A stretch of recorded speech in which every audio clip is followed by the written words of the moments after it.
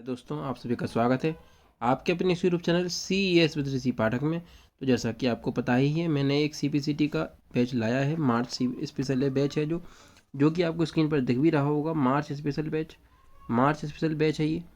तो इसमें अपन जो भी मार्च स्पेशल से तो ये मतलब है कि भी जो मार्च का एग्ज़ाम है ना, अपन उसके लिए पढ़ रहे हैं। ठीक है। बाकी ये तो हर ही CPCT एग्ज़ाम में काम आएगा, ये ज़रूरी नहीं है एक ही चीज़ के लिए काम है, नहीं। कोई भी एग्ज़ाम हो उसमें इनपुट आउटपुट डिवाइस से सवाल आते ही हैं। ये हार्डवेयर के अंदर आता है। तो ये तो सवाल हर जगह मिलेंगे ही, आपको इनपुट हो चाहे आउटपुट हो, है ना। तो ये अपनी जो CPCT की क्लास है, ये आपको हर CPCT के एग्ज़ाम में काम आएगी, चाहे कौन से मंथ में भी हो। इससे कोई समस्या अपन को नहीं है। इसकी PDF है वो मेरे टेलीग्राम चैनल पे आपको मिलेगी। तो ये लिंक वीडियो के डिस्क्रिप्शन में आपको दिया जाएगा, आप वहाँ से क्लिक करके मेरे टेलीग्राम को ज्वाइन करें और वहाँ से PDF को ले सकते हैं। ठीक है। और ये अपन पहले इनपुट की क्लास ले चुके हैं, पहले इनपुट की क्लास हो चुकी है। अभी ये आउटपुट की क्लास है, तो अपन इसको भी लेंगे और इसमें मैं इनपुट का भी रिवीजन करवा दूंगा। और जो मैंने चीज़ छोड़ी थी, बाई चांस मैंने कोई चीज़ छोड़ी नहीं थी वैसे तो, अगर कोई बाई चांस छूट गया हो मुझसे, तो मैं उसको भी इस वीडियो में लेकर आया हूँ। वो सारी चीज़ें कवर करूँगा। जैसे कि मैंने पिछली वाली क्लास में वो इनपुट को जो पढ़ाया था ना, उसमें मैंने कीबोर्ड को ज़्यादा डिस्क्रिप्शन में नहीं बताया, पर मैं जो चीज़ मेरे से रह गई थी मैं पूरी चीज़ों को इसमें रखा है। ठीक है। जो चीज़ें बहुत ही कम लोग पढ़ाते हैं, उन चीज़ों को भी मैं आपको पढ़ाऊँगा। तो आप इस कंटेंट की कदर करें। फ्री में मिल रहा है कोई चीज़ तो आप उसकी कदर ज़रूर करें। कुछ लोग ऐसे होते हैं कि फ्री में जो चीज़ अपन को मिलती है अपन उसकी कदर नहीं करते हैं। ठीक है। बाकी आप मेरा चैनल ज्वाइन करें, CES विद ऋषि पाठक को ज़्यादा से ज़्यादा शेयर भी करें और सब्सक्राइब करें, और ज़्यादा से ज़्यादा लाइक भी करें, कमेंट करें। अगर कैसी लगी वीडियो ये भी बताएं। और भाई, ये वीडियो को पूरा देखें, स्किप ना करें, नहीं तो आपको समझ में नहीं आएगा। तो ज़्यादा समय बर्बाद ना करके अपन क्लास को शुरू करते हैं। पहली बात, ये वैसे तो मैं अपन पढ़ चुके थे इनपुट के बारे में, पर मैं फिर भी जो रह गया था उसको कंप्लीट करने के लिए दोबारा आप लोगों के लिए रिवीजन के लिए लाया हूँ चीज़ों को। और जो रह गई थी उन चीज़ों को भी मैं इसमें कवर करवाऊँगा। ठीक है जी। तो अपन देखते हैं इनपुट डिवाइस क्या। इनपुट डिवाइस अपन पीछे पढ़ चुके थे। इनपुट डिवाइस से हम हिंदी में आगत युक्तियाँ भी कहते हैं। क्या? आगत युक्तियाँ। ठीक है। तो इनपुट डिवाइस से अपन आगत युक्तियाँ भी बोलते हैं। तो हमने आपको बताया था कि इनपुट डिवाइस कौन सी होती हैं। जब इनपुट डिवाइस वे सारी डिवाइस हैं जिनसे अपन कंप्यूटर के अंदर डाटा को स्टोर कराते हैं। माउस है तो माउस से अपन बाहरी से तो इसको यूज करते हैं, और उस पर क्लिक करते हैं तो अंदर वो कंप्यूटर में अपने सेव हो जाता है। यानी कि इनपुट डिवाइस को अपन आगत युक्तियाँ बोलते हैं। ठीक है। और जो आउटपुट डिवाइस होती हैं उनसे अपन निर्गत युक्तियाँ कहते हैं। जैसे कि प्रिंटर है तो उससे हमें प्रिंटर मिलेगा ना, तो वो निर्यात कर दिया उसने, मतलब कि निर्गत की युक्तियाँ कह दिया अपन ने उसको। तो अपन देख रहे हैं, जब हम कंप्यूटर के अंदर जिस डिवाइस की मदद से सिग्नल या डेटा भेजते हैं, उस डिवाइस को हम इनपुट डिवाइस कहते हैं। क्योंकि वह कंप्यूटर के अंदर सिग्नल भेज रही है, इसलिए वह इनपुट डिवाइस है। मैंने आपको इनपुट डिवाइस बताया था, मैं उसमें आपको कुछ रिवीजन करवा रहा हूँ भाई, है ना। तो वीडियो को पूरा देखें, स्किप ना करें, नहीं तो आपको कुछ चीज़ समझ में नहीं आएंगी। तो देखें, अपन ने पढ़ा था keyboard, mouse, scanner, joystick, trackball, MICR, OCR, OMR, BCR, light pen, microphone, ये अपन पढ़ चुके थे। आउटपुट डिवाइस कौन कौन सी होती हैं भाई? तो मॉनिटर, प्रिंटर, प्लॉटर, स्पीकर, और एक और होता है प्रोजेक्टर। इसे अपन प्रोजेक्टर कहते हैं। क्या कहते हैं? प्रोजेक्टर। तो आउटपुट डिवाइस को याद करने की ट्रिक मैं आपको बता देता हूँ। तो MS याद कर लेना, महेंद्र सिंह धोनी वाला, और PP याद कर लेना। इससे अपनी पूरी आउटपुट डिवाइस क्लियर हो गई भाई। एक तो MS यानी कि मॉनिटर, S मतलब स्पीकर, इस P से प्लॉटर, प्रिंटर, प्रोजेक्टर। लो भाई, आउटपुट खत्म। ये आउटपुट है, बाकी सारी इनपुट। हो गया काम। अभी मैं ऑफलाइन पढ़ाता था ना, अब मैंने ऑनलाइन भी चीज़ों को लेकर आया हूँ। तो PPT को बनाने में थोड़ा सा समय लगता है, इसलिए मैं वीडियो को रोज़ अपलोड नहीं कर पा रहा हूँ, पर मैं कोशिश करूँगा रोज़ अपलोड करूँ। आप तो वीडियो को ज़रूर देखें और ज़्यादा से ज़्यादा लाइक करें और शेयर करें। ठीक है। रोज़ आपको वीडियो देखने को मिलेगी, मैं प्रयास करूँगा। अब देखें, इनपुट डिवाइस भी दो प्रकार की होती हैं, आपको कोई नहीं बताएगा, जानते ही नहीं है, कोई बताएगा क्या। तो दो चीज़ें होती हैं, एक ऑनलाइन, एक ऑफलाइन। ऑनलाइन वे डिवाइस जो कंप्यूटर से कनेक्ट होकर डाटा को इनपुट कराने का कार्य करती हैं इनपुट डिवाइस कहलाती हैं, जैसे कि कीबोर्ड। ऑफलाइन कैसी होती हैं? ऑफलाइन वे डिवाइस जो कंप्यूटर से प्लग किए बिना डाटा को कनेक्ट करके कंप्यूटर में इनपुट कराती हैं, ऑफलाइन इनपुट डिवाइस कहलाती हैं। कैमरा जो है एक ऑफलाइन इनपुट डिवाइस है। कैसा है? ऑफलाइन। तो अपन ऑनलाइन ऑफलाइन दो समझ गए। कभी अपन से पूछ जाए कि इनपुट डिवाइस कितने प्रकार की होती हैं, तो अपन कह देंगे दो प्रकार की होती हैं, ऑनलाइन एक ऑफलाइन।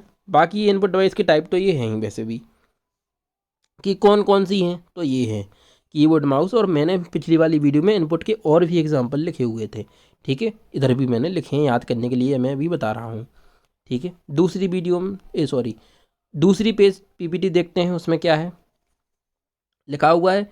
कुछ ऐसी भी डिवाइस होती हैं भाई, मैंने आपको बताया था कि जो इनपुट आउटपुट दोनों की तरह काम करती हैं। वो कौन सी डिवाइस हैं जो दोनों की तरह काम करती हैं? तो देखो भाई, यानी जो इनपुट की तरह भी काम करे आउटपुट की तरह भी काम करे। इनसे पेपर में क्वेश्चन बहुत आते हैं, इनको ज़रूर याद करें, ठीक है। इनको याद करना भी बहुत ज़रूरी है, क्योंकि ये दोनों की तरह काम करती हैं, है ना। तो कौन कौन सी हैं? देखो, मॉडेम है।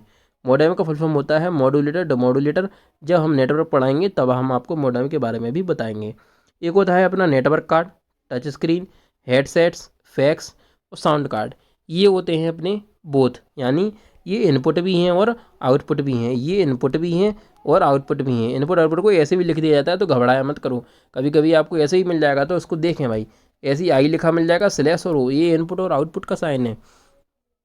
तो जो इनपुट और आउटपुट की तरह काम करें, तो देखो मॉडेम हो गया, नेटवर्क कार्ड हो गया, टच स्क्रीन हो गया, हेडसेट्स हो गया, फैक्स हो गया और साउंड कार्ड हो गया। अब एक चीज़ और आती है अपने सामने कि पेरिफेरल डिवाइस क्या होती हैं सर?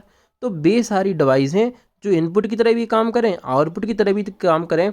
यानी सरल शब्दों में कहें कि सारी इनपुट डिवाइसेस, सारी आउटपुट डिवाइसेस और सारी स्टोरेज डिवाइसेस को हम पेरिफेरल डिवाइस कहते हैं। इसमें लिखा भी है, देखो, कंप्यूटर में लगी इनपुट और आउटपुट डिवाइस, दोनों डिवाइस को मिलाकर पेरिफेरल डिवाइस कहा जाता है, ठीक है। कौन सी डिवाइस कहा जाता है? पेरिफेरल डिवाइस, समझ गए। तो सारी इनपुट डिवाइस, सारी आउटपुट डिवाइस, सारी स्टोरेज डिवाइस, जो इसमें नहीं लिखा है वैसे होता है, स्टोरेज डिवाइस को मिलाकर हम पेरिफेरल डिवाइस कहते हैं। समझ गए पेरिफेरल डिवाइस क्या होता है?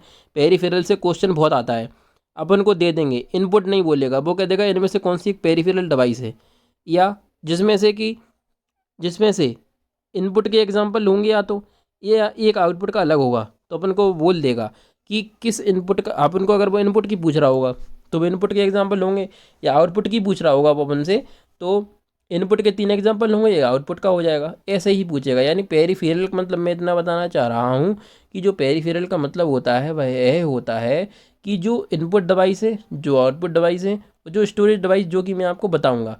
इनपुट अपन पढ़ चुके हैं, आउटपुट के और इनपुट के बारे में अपन अभी रिवीजन भी कर रहे हैं, और आउटपुट के बारे में अभी आपको बताऊंगा। तो ये तीनों डिवाइस ही पेरिफेरल डिवाइस होती हैं, इतना पता करना जरूरी है बस। अभी अपन को आगे देखते हैं। कीबोर्ड के बारे में हम बता चुके थे, फिर भी देखते हैं इसमें क्या है। कीबोर्ड यह सबसे ज़्यादा प्रयोग की जाने वाली ऑनलाइन इनपुट डिवाइस है, इसको बहुत अच्छे से याद रखना। कौन सी डिवाइस है? सबसे ज़्यादा प्रयोग की जाने वाली ऑनलाइन इनपुट डिवाइस है। इसमें टेक्स्ट, नंबर, सिम्बॉल आदि को कंप्यूटर के अंदर इनपुट किया जाता है। इसमें टेक्स्ट, नंबर, सिम्बॉल आदि को कंप्यूटर के अंदर इनपुट किया जाता है। एक स्टैंडर्ड कीबोर्ड में 105 की होती हैं, याद रखना भाई। एक स्टैंडर्ड कीबोर्ड में 105 की होती हैं। कीबोर्ड को 4 भागों में बांटा गया है। कौन कौन सी? एक तो फंक्शन की, जो ये आपको यहाँ दिख रहा है, कलर चेंज कर लेता हूँ, देखिए ये जो आपको इतना भाग दिखाई दे रहा है ना, एक सेकंड, हाँ, इधर से लेके F1 से लेकर ये है F12 तक, ये होता है ये अपना फंक्शन की। अल्फ़ा न्यूमेरिक की, यानी जिसमें अल्फ़ाबेट भी हों और नंबर भी हों, उसे अल्फ़ा न्यूमेरिक कहते हैं। अकेले न्यूमेरिक की बात करें तो ये न्यूमेरिक हो, नंबर वाले जो भी होते हैं तो ये न्यूमेरिक हो जाएंगे। न्यूमेरिक नंबर यहाँ ऊपर भी होते हैं। स्पेशल की होती हैं कुछ, जो स्पेशल की होती हैं उनके बारे में भी पूरा एक्सप्लेनेशन लेकर मैं आया हूँ। पिछली वीडियो में मैंने कीबोर्ड को तो एक्सप्लेन किया, पर मैंने कुछ चीज़ें छोड़ दी थी, मैं इसलिए इस वीडियो में उनको बता रहा हूँ। स्पेशल की नंबर हैं, सिम्बॉल्स हैं, ये जो आइकन हैं कुछ, और जो कुछ ऐसे जो ये होते हैं नंबर, इन्हें पंक्चुएशन की भी बोलते हैं, है ना। तो देखते हैं उनके बारे में। फंक्शन की ये लिखा हुआ है, जैसे कि मैं आपको बता भी चुका हूँ फंक्शन की क्या होती हैं। तो फंक्शन की अपनी यह कीबोर्ड में सबसे ऊपर होती हैं, जैसा कि मैंने आपको बताया था ये ऊपर।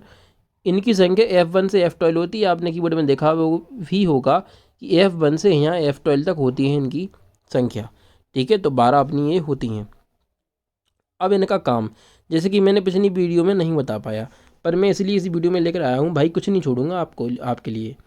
आप तो बस अच्छे से देखते जाएं, वीडियो को रोज़ देखें और पूरी वीडियो देखें, स्किप ना करें, बहुत मज़ा आएगा।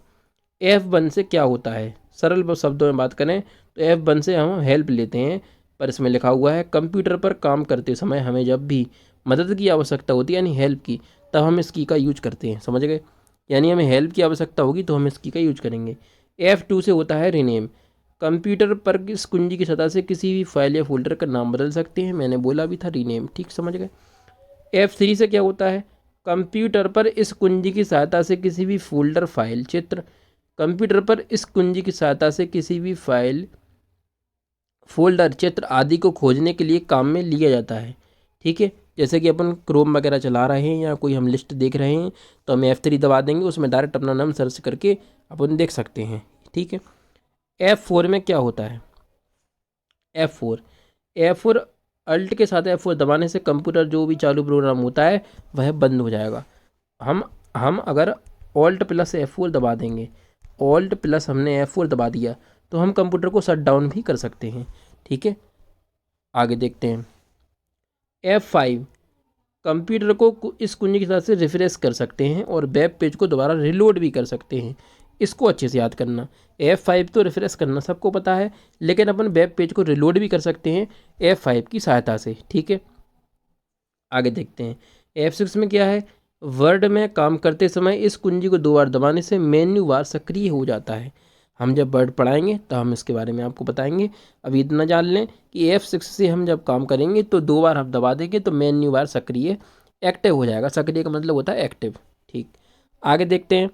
लिखा है F7 से मतलब होता है किसका, वर्तनी शुद्ध का, तो इसको वही है।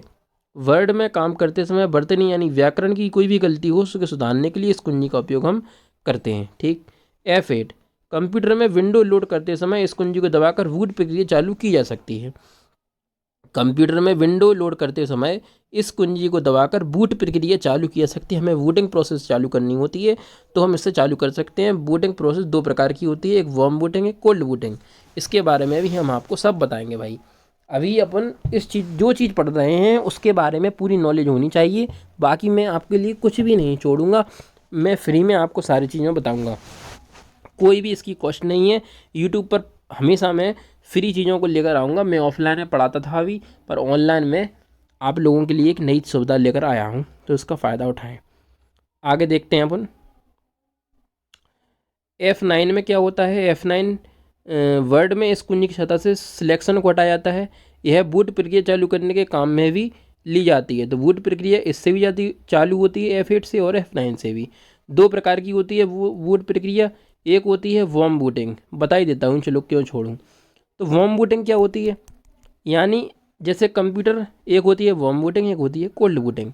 तो जो वार्म बूटिंग में क्या होता है, जैसे कि वार्म बूटिंग है अपनी, यानी अगर कंप्यूटर जैसे कि अपना चालू है, चालू कंप्यूटर यानी वार्म यानी गर्म, हम चालू कंप्यूटर को बंद कर दें या मान लेते हैं चालू कंप्यूटर से हम रीस्टार्ट कर दें, तो उसे हम चालू कंप्यूटर को हम अगर रीस्टार्ट कर रहे हैं तो वो हो गया वार्म बूटिंग। और हमने कंप्यूटर को जब बंद था तब हम कंप्यूटर को चालू कर देंगे तो सबसे पहले अपनी जो बूटिंग होगी वो अपनी कोल्ड बूटिंग होगी, क्योंकि कंप्यूटर बंद था अब चालू हो गया, तो हम उसे कोल्ड बूटिंग कह देते हैं। उदाहरण के रूप में यह कह सकते हैं, अगर कंप्यूटर बंद है यानी वो ठंडा है तो कोल्ड बूटिंग, कंप्यूटर चल रहा था यानी गर्म था तब हो गई वार्म बूटिंग, बात खत्म। F10 पर आते हैं। F10 क्या कह रहा है, F10 देखते हैं भाई, चलो। F10 कह रहा है कंप्यूटर पर इस कुंजी की सहायता से प्रोग्राम की मेनू बार को सक्रिय यानी एक्टिव करने के काम में ली जाती है और शिफ्ट के साथ F10 दबाने से डेस्कटॉप पर राइट क्लिक का कार्य करता है, ठीक है। शिफ्ट प्लस F10 दबा देंगे तो अपन डेस्कटॉप पर राइट क्लिक का कार्य कर सकते हैं। आगे देखते हैं। F11 में क्या है, किसी भी स्क्रीन को फुल स्क्रीन पर देखा जा सकता है। अपन यूट्यूब वगैरह चला रहे हैं, हमें फुल देखना है तो आप F11 को दबा देना, स्क्रीन फुल हो जाएगी, ठीक है। किसी भी चीज़ को स्क्रीन फुल करनी है तो यहाँ से अपन कर सकते हैं। F12 क्या कह रहा है, वर्ड में कार्य करते समय इस कुंजी की तरह से सेव एस विंडो खुल जाती है और फाइल को सेव कर सकते हैं। ठीक है, समझ गए। ये पूरी फंक्शन कुंजियाँ थी, आप अच्छे से इनको याद करें। अल्फा न्यूमेरिक की क्या होती हैं? अल्फा न्यूमेरिक की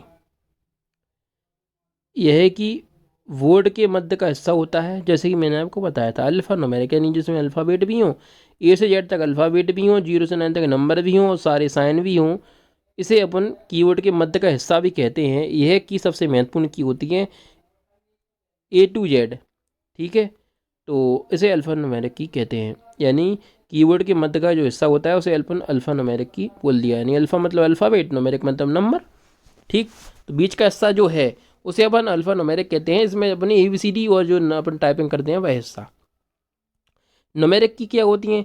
ये कीबोर्ड में दाएं तरफ होती हैं और ये 17 होती हैं, ये याद करने की बात है। न्यूमेरिक की कितनी होती हैं? 17, जो कि दाएं तरफ होती हैं। ठीक, और स्पेशल की क्या होती है? इनकी संख्या कीबोर्ड में कम होती है। इनकी संख्या जो होती है, इनकी संख्या कीबोर्ड में कम होती है। इनसे कंप्यूटर के स्पेशल कार्य किए जाते हैं, जैसे स्क्रीन प्रिंटिंग करना, screen lock, insert, power button, home and insert etcetera जो भी हैं, ये स्पेशल की हैं कुछ। कौन कौन सी? एक तो स्क्रीन प्रिंट होती है, एक screen lock, scroll lock sorry, insert हो गया, पावर बटन है, अपना होम है, एंड है, ये सब कीबोर्ड पे दिए हुए होते हैं। ठीक है, तो अपन और आगे देखते हैं चीज़ों को। माउस, माउस देखें, यह GUI यानी ग्राफिकल यूजर इंटरफेस में सबसे ज़्यादा प्रयोग होने वाली पॉइंटर इनपुट डिवाइस है। इसमें कुल 3 बटन होते हैं, लेफ्ट एंड राइट बटन और बीच में स्क्रॉल बटन। ठीक, पढ़ चुके हैं अपन तो, जल्दी जल्दी इसलिए पढ़ रहे हैं क्योंकि अपन पिछली क्लास में पढ़ चुके थे। अपन रिवीजन कर रहे हैं, रिवीजन के लिए अपना इतना काफ़ी है। स्कैनर, स्कैनर में क्या होता है? स्कैनर एक ऑनलाइन इनपुट डिवाइस है। स्कैनर एक ऑनलाइन इनपुट डिवाइस है। इसमें हम सूचना और डेटा को कंप्यूटर के अंदर सीधे इनपुट कर सकते हैं। इससे किसी भी किताब, फोटो एवं अन्य डाटा को पढ़कर उसे कंप्यूटर में फ़ोटो के रूप में सेव करते हैं। इससे हम हार्ड कॉपी को सॉफ्ट कॉपी में परिवर्तित करते हैं। जैसे कि अपन फॉर्म भरवाने जाते हैं तो वो अपन से डॉक्यूमेंट ले लेता है और उन्हें स्कैन कर लेता है और कंप्यूटर में वो चले जाते हैं। वो एक इनपुट डिवाइस ही होती है। ठीक है, आगे देखते हैं। MICR, ये अपन पढ़ चुके हैं। MICR ऐसा होता है। MICR यानी मैग्नेटिक इंक कैरेक्टर रिकॉग्नाइजेशन, या रीडर भी बोल सकते हैं। REA, रीडर भी बोल सकते हैं, जरूरी नहीं है रिकॉग्नाइजेशन भी बोले, रीडर भी कह सकते हैं। ठीक है, का प्रयोग बैंकिंग में अधिक किया जाता है, तो बैंकिंग में अपन MICR का यूज करते हैं। बैंक में अधिक संख्या में चेक जांचने में इसका प्रयोग होता है। MICR टेक्नोलॉजी में चेक पर विशेष चुंबकीय स्याही द्वारा कैरेक्टर छापे जाते हैं। OMR होता है ऑप्टिकल मार्क रीडर। यह एक ऐसी डिवाइस है जो OMR शीट पर पेंसिल या पेन को चिन्ह की उपस्थिति या अनुपस्थिति की जांच की जाती है। आजकल इसका प्रयोग कॉम्पिटिटिव एग्जामिनेशन की आंसर बुक को चेक करने में किया जाता है। इसका प्रयोग कम समय में सही परिणाम आ जाते हैं। ठीक है, तो OMR शीट से अपन उसको चेक कर लेते हैं। OCR, इसका पूरा नाम होता है ऑप्टिकल कैरेक्टर रिकॉग्नाइजेशन। जहाँ भी R लिखा है ये एंड में, BCR हो गया, OMR हो गया, MICR हो गया, ये सब इनपुट डिवाइस ही होंगी और इनमें R की जगह रिकॉग्नाइजेशन और रीडर दोनों मिल सकते हैं। OCR के फॉन्ट कंप्यूटर में स्टोर रहते हैं, जिन्हें OCR स्टैंडर्ड कहते हैं। इनमें letter, number and special symbol होते हैं। BCR बारकोड रीडर का उपयोग व्यवसायिक क्षेत्र में किया जाता है। इसमें उत्पाद यानी प्रोडक्ट के ऊपर छपे हुए बार कोड की पढ़ने के लिए किया जाता है। ठीक है, जैसे कि देखो दिखाई दे रहा है अपन को स्क्रीन पर, ये बार कोड होता है। ऐसी अब एक मशीन होती है, वो अपन स्कैन कर लेते हैं इसको, तो इसे ही अपन बार कोड रीडर कहते हैं। आगे देखते हैं, ये है जॉयस्टिक। इसका प्रयोग गेम के खेलने में किया था, बस इतना ही काफ़ी है। ट्रैक बॉल एक पॉइंटिंग डिवाइस है, माउस के समान कार्य करती है। ये जॉयस्टिक के ऊपर एक लीवर टाइप का हुए होता है। ये है ट्रैक बॉल। इसके ऊपर, इसमें एक उभरी हुई गेंद होती है। इसकी तरह से गेम्स भी खेले जाते हैं। एक कम जगह गिरता है, इसमें केवल गेंद को घुमाना पड़ता है। लाइट पेन देखो, ये ऐसी होती है। लाइट पेन का प्रयोग कंप्यूटर स्क्रीन पर कोई चित्र या आकृति का निर्माण करने के लिए किया जाता है। यह भी एक पॉइंटर डिवाइस है। आजकल इसका प्रयोग CAD यानी कंप्यूटर एडेड डिज़ाइन के कार्यों में अधिक हो रहा है। माइक्रोफोन देखा ही होगा आपने इसको। इसकी सहायता से हम डेटा को कंप्यूटर में बोलकर इंस्टॉल करा सकते हैं। जिसे बोले तो डिक्टेट बोलते हैं। क्या? डिक्टेट। डिजिटल कैमरा क्या होता है? यह एक ऑफलाइन इनपुट डिवाइस है। इसका प्रयोग फ़ोटो खींचने एवं स्टोर करने के लिए किया जाता है। ठीक है, आगे देखते हैं। अब आ गई आउटपुट डिवाइस, जो कि आपकी आज की क्लास थी। आज अपन को आउटपुट डिवाइस पढ़ना था, लेकिन अपन ने इनपुट डिवाइस को भी याद कर लिया। ज़रूरी था उसको याद करना, कुछ चीज़ें रह गई थी। अब आउटपुट डिवाइस को ख़त्म करते हैं। आउटपुट डिवाइस तो छोटी है, 5-6 ही आउटपुट डिवाइस हैं, ज़्यादा बड़ी भी नहीं है। आउटपुट डिवाइस कई प्रकार के होते हैं, जैसे मॉनिटर, प्रिंटर, प्लॉटर, स्पीकर और एक प्रोजेक्टर जो मैंने आपको बताया था। ठीक है, आगे देखता हूँ। मॉनिटर क्या होता है भैया? मॉनिटर को अपन वीडीयू भी बोलते हैं। तो मॉनिटर एक ऐसा आउटपुट संयंत्र है जो टीवी जैसे स्क्रीन पर आउटपुट को प्रदर्शित करता है। इसे विजुअल डिस्प्ले यूनिट या वीडीयू भी कहते हैं। तो वीडीयू भी बोलते हैं अपन इसको, वीडीयू। ठीक है, मॉनिटर 3 प्रकार के होते हैं। कौन कौन से? एक तो सीआरटी, एक एलसीडी, एक है अपना एलईडी। सीआरटी में क्या होता है भैया?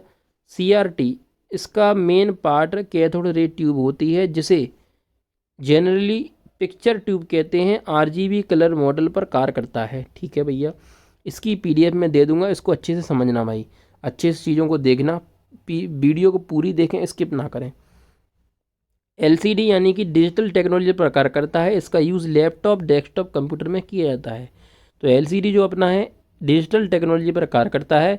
इसका यूज लैपटॉप, डेस्कटॉप, कंप्यूटर में किया जाता है। एलईडी, एलईडी एक सेमीकंडक्टर डिवाइस है। इसकी कीमत एलसीडी से ज़्यादा होती है।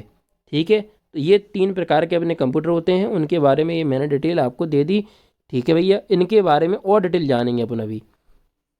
ये अपन पढ़ चुके हैं वीडियो, यानी जो वीडियो है, यानी कि मॉनिटर कौन कौन से हैं?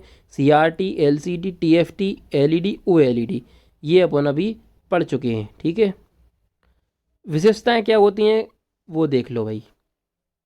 पिक्सल, मॉनिटर की विशेषता में एक मेन चीज़ है पिक्सल। क्या? यह इमेज की सबसे छोटी इकाई होती है, अथवा यह स्क्रीन पर एक सबसे छोटा बिंदु होता है, यानी 8 डॉट। बोले तो 8 डॉट, यानी स्क्रीन पर कई सारे बिंदुओं से मिलकर एक पिक्चर तैयार होती है। उस सबसे छोटे बिंदु को ही सबसे छोटी इकाई कहते हैं, उसे ही हम पिक्सल बोलते हैं। ठीक है, अब बात करते हैं रिजोल्यूशन की। रिजोल्यूशन क्या होता है? पिक्सल की संख्या रिजोल्यूशन कहलाती है, यानी जितने अच्छे पिक्सल होंगे उतनी अच्छी उसका रिजोल्यूशन होगा। तो पिक्चर की संख्या को रिजोल्यूशन अपन कहते हैं। ठीक है, रिफ्रेश रेट क्या होती है? मॉनिटर पर 1 सेकंड में कितनी बार सूचना को रिफ्रेश करता है। मॉनिटर जो अपना है वो 1 सेकंड में कितनी कलर को रिफ्रेश कर रहा है एक बार में, उसे अपन रिफ्रेश दर या रिफ्रेश रेट कहते हैं। डॉट पिच क्या होता है? 2 पिक्सलों के बीच की दूरी जो मिलीमीटर में मापी जाती है, एमएम में मापी जाती है, उसे अपन क्या बोलते हैं भाई? उसे अपन रेफरेंस रेट कहते हैं। बिट मैपिंग क्या होता है? बिट मैपिंग देखेंगे भाई। बिट मैप एक इमेज फाइल फॉर्मेट है जिसका प्रयोग कंप्यूटर ग्राफिक्स को क्रिएट तथा स्टोर करने में किया जाता है। ठीक है, उसे अपन बिट मैपिंग कहते हैं। ओके भाई, आगे देखते हैं। कुछ कलर हैं अपने जो वीडीयू यानी कि मॉनिटर पर होते हैं, उन कलर के बारे में जानकारी होना भी ज़रूरी है। जैसे कि एमजीए में मात्र एक कलर होता है। सीजीए, यानी एमजीए का फुल फॉर्म क्या होता है? Monochrome graphic adapter. ठीक है, ये सीजीए है अपना कलर ग्राफिक एडेप्टर, जिसमें 4 कलर होते हैं। एक्सजीए, एक्सटेंडेड ग्राफिक एडेप्टर या एरे, ए की जगह आपको एडेप्टर भी मिल सकता है, एरे भी मिल सकता है। इसमें 256 कलर होते हैं। वीजीए जो अपना है वीडियो ग्राफिक्स एडेप्टर, इसमें 65,536 कलर होते हैं। ईजीए जो अपना है, इसमें एनहेंस्ड ग्राफिक्स एडेप्टर बोलते हैं इसको, इसमें 16 कलर होते हैं। जो एसवीजीए है, सुपर वीडियो ग्राफिक्स एडेप्टर या एरे, इसको अपन 16 लाख कलर होते हैं इसके अंदर। आगे देखते हैं कुछ। अब आता है अपना प्रिंटर, बहुत मोस्ट चीज़ है अपनी प्रिंटर, सीपीसी ने बहुत क्वेश्चन आते हैं इससे। प्रिंटर एक अपनी आउटपुट डिवाइस है जो सॉफ्ट कॉपी को हार्ड कॉपी में अपन को परिवर्तित कर देती है, जानते ही हैं। प्रिंटर 2 प्रकार के होते हैं। एक इम्पैक्ट प्रिंटर, यानी जो जैसे कि टाइप राइटर होते हैं, जो खटर खटर की ज़्यादा आवाज़ करते थे, जो कचहरी वगैरह में अपने रखे भी होते हैं, आज भी देखे होंगे आपने। तो वो जो टाइप राइटर होते थे वो होते थे इम्पैक्ट प्रिंटर। ठीक है, और जो नॉन इम्पैक्ट प्रिंटर होते हैं वो होते हैं लेजर प्रिंटिंग वाले। जैसे कि आजकल आपने फोटो कॉपी मशीन देखी होगी, उसमें से एकदम हरी सी लाइट निकलती है, वो लेजर प्रिंटिंग का काम करते हैं। ठीक है, इम्पैक्ट प्रिंटर वो प्रिंटर होते हैं जो टाइपराइटर प्रिंटर के आधार पर प्रिंट करते हैं, ठीक है। और जो नॉन इम्पैक्ट प्रिंटर होते हैं जो लेजर प्रिंटर के आधार पर प्रिंट करते हैं। इम्पैक्ट प्रिंटर होते कौन कौन से हैं ये जानना ज़्यादा ज़रूरी है, और नॉन इम्पैक्ट कौन से होते हैं ये भी जानना बहुत ज़रूरी है। तो जो इम्पैक्ट प्रिंटर हैं वो हैं डॉट मैट्रिक्स है, डेजी व्हील हो गया, लाइन हो गया, चेन हो गया, ड्रम हो गया। ये अच्छे से याद कर लेना भाई। इसका एक चार्ट भी बना के लिए मैं लाया हूँ आप लोगों के लिए, वो भी दिखाऊंगा। तो अपना डॉट मैट्रिक्स प्रिंटर हो गया, डेजी व्हील प्रिंटर है, लाइन प्रिंटर, चेन और ड्रम। लाइन, चेन, ड्रम और डॉट और डेजी व्हील ये अपने इम्पैक्ट प्रिंटर है। नॉन इम्पैक्ट में कौन से हैं? लेज़र हो गया, फोटो प्रिंटर हो गया, इंकजेट प्रिंटर हो गया, पोर्टेबल प्रिंटर हो गया, मल्टी फंक्शनल प्रिंटर हो गया, और थर्मल प्रिंटर जो अपना हो गया, ये नॉन इम्पैक्ट होते हैं, ठीक है। ये अपन समझ गए हैं इतना। और मैं आपको एक बार और कुछ चीज़ें बता देता हूँ। तो इम्पैक्ट प्रिंटर इतना याद कर लेना, जो ज़्यादा आवाज़ करते थे ऐसे प्रिंटर, टाइपराइटर वगैरह ज़्यादा आवाज़ करते थे वो इम्पैक्ट प्रिंटर हैं। जो कम आवाज़ करते हैं आजकल वो नॉन इम्पैक्ट हो गए। सबसे ज़्यादा अगर वो कोई प्रिंटर का अगर यूज हो रहा है तो वो अपना लेजर प्रिंटर है आज के समय में, ठीक है। और थर्मल प्रिंटर क्या होता है? जैसे कि मैं आपको बताऊं, थर्मल प्रिंटर में जैसे कि जो आप पर्ची आती हैं आपने मॉल वगैरह में देखा होगा, एक स्लिप सी काट के देते हैं अपन को। एटीएम का एग्जांपल लेते हैं। एटीएम में आप जाएंगे और वहाँ से आप एक पर्ची निकालेंगे स्टेटमेंट की, या जिसमें से बैलेंस शो हो अपना, वो पर्ची जो निकलती है ना उसमें से सफ़ेद पर्ची पे जो ब्लैक लिखा रहता है, वो थर्मल प्रिंटर से ही होता है। जो मॉल वगैरह में भी इसका यूज होता है, और वह लिखा हुआ मिट जाता है कुछ समय बाद, वो थर्मल प्रिंटर के द्वारा ही होता है। इतना अपन को बस पता होना ज़रूरी था, मैंने आपको बता दिया। आगे देखता हूँ कुछ चीज़ें, जैसे कि डेजी व्हील प्रिंटर है अपना, और जो डॉट मैट्रिक्स प्रिंटर है, इनकी जो स्पीड है वो सीपीएस में मापी जाती है, कैरेक्टर पर सेकंड में, ठीक है। ड्रम प्रिंटर हो गया, चेन प्रिंटर हो गया, लाइन प्रिंटर हो गया, इनकी स्पीड मापी जाती है एलपीएम में, लाइन पर मिनट से। और जो लेयर प्रिंटर आज के समय में यूज जो हो रहा है वो पीपीएम में देखते हैं अपन उसको, पेज पर मिनट में देखते हैं कि नहीं। हाँ, तो प्रिंट रेजोल्यूशन क्या होता है? प्रिंट रेजोल्यूशन बहुत कम लोग बताएंगे इस बारे में। प्रिंटर रेजोल्यूशन क्या होता है? तो इसका प्रयोग प्रिंटर के रेजोल्यूशन के लिए किया जाता है, जिसको डीपीआई में मापा जाता है। ये याद रखना कि प्रिंटर के रेजोल्यूशन को किस में मापा जाता है? डीपीआई में, डॉट पर इंच में मापा जाता है, ठीक है। आगे देखते हैं। आगे आपको मिलेगा प्रिंटर के बारे में। प्रिंटर के कनेक्शन, प्रिंटर अपन कैसे कनेक्ट कर सकते हैं? तो दो तरीके हैं, एक तो वायर के द्वारा, एक वायरलेस। दो ही कनेक्शन होते हैं, इससे ज़्यादा और तो कुछ होता नहीं, एक तो वायर होगा या तो वायरलेस। तो जो वायर वाला कनेक्शन होता है वो पैरेलल केबल से जोड़ते हैं। प्रिंटर को हम किस केबल से जोड़ते हैं? तो पैरेलल केबल से। कौन से? पैरेलल या समांतर तार, ठीक है, कि पैरेलल केबल या समांतर केबल बोल देते हैं। तो जिसमें 25 पिन होती हैं, कभी अपन से पूछ जाए तो प्रिंटर को अपन पैरेलल केबल के द्वारा जोड़ते हैं जिसमें 25 पिन होती हैं।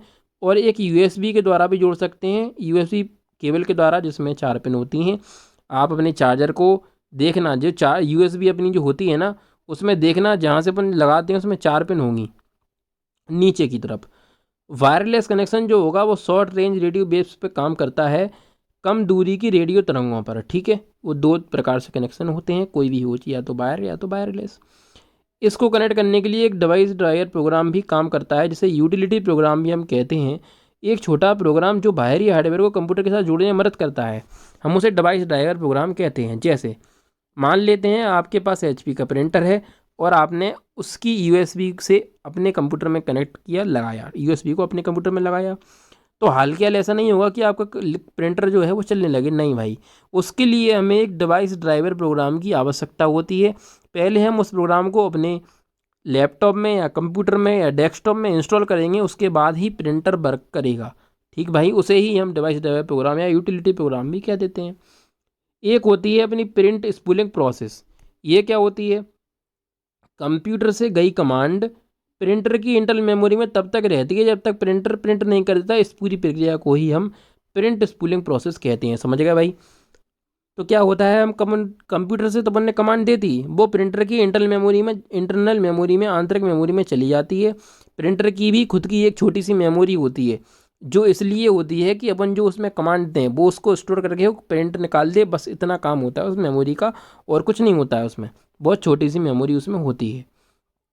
समझ गए अपन इस प्रोसेस को। आगे देखते हैं। प्लॉटर, जैसे कि आपने जो होर्डिंग वगैरह देखी होंगी उसे अपन प्लॉटर कहते हैं। प्लॉटर एक आउटपुट डिवाइस है, इसे चित्र, चार्ट, ग्राफ आदि प्रिंट किए जाते हैं। यह 3D प्रिंट भी कर सकते हैं। इसके द्वारा बैनर, पोस्टर जो होते हैं, जो कि मैंने आपको बताया बैनर है, पोस्टर है आदि को प्रिंट किया जा सकता है। दो प्रकार के होते हैं, एक तो ड्रम पेन प्लॉटर, एक फ्लैट बेड प्लॉटर। स्पीकर क्या होते हैं, इसका प्रयोग अपन जानते हैं भैया जी, ये रखे स्पीकर, सब जानते हैं, उसको बताने की जरूरत नहीं है। आगे देखते हैं। प्रोजेक्टर भी लेके मैं आया हूँ आपके सामने। क्लासरूम, ट्रेनिंग या कॉन्फ्रेंस हॉल में लगा होता है ऐसा। टॉकीज वगैरह में भी लगा होता है। दो प्रकार के होते हैं, एक LCD, एक DLP। Liquid crystal display projector और digital light processing projector. Printer का चार्ट है, प्रिंटर तो अपन पढ़ चुके हैं, फिर भी चार्ट में लाया हूँ। इम्पैक्ट प्रिंटर और नॉन इम्पैक्ट। जो इम्पैक्ट हैं उसमें दो होते हैं, कैरेक्टर और लाइन, जिसमें डॉट मैट्रिक्स है, डेजी व्हील है, ड्रम, चेन, बेंड, ये इम्पैक्ट हैं। इंकजेट, लेजर, थर्मल, ये अपने नॉन इम्पैक्ट हैं। भैया तो धन्यवाद, आपने इस वीडियो को पूरा देखा होगा। आप मेरे टेलीग्राम चैनल को भी ज्वाइन कर लीजिए और बहुत लाभ मिलेगा आपको इन चीज़ों से। आप मेरे टेलीग्राम चैनल को ज्वाइन करें, व्हाट्सअप नंबर ये है, कोई क्वेरी है तो आप पूछ सकते हैं। और ज़्यादा से ज़्यादा शेयर करें, लाइक करें, सब्सक्राइब करें। धन्यवाद।